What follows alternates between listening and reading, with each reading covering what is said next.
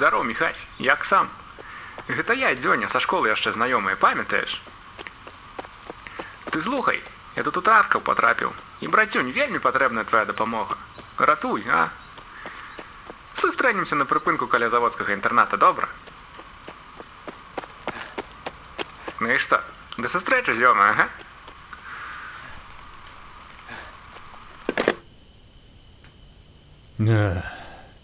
І што гэта Фэлак зноў нарабіў?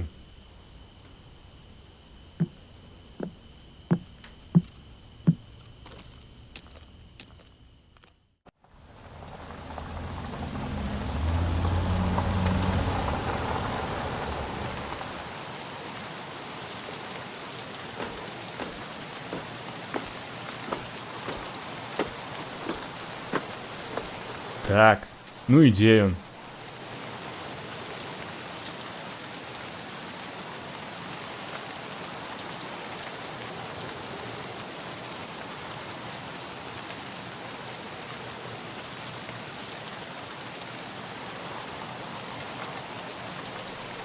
Денис!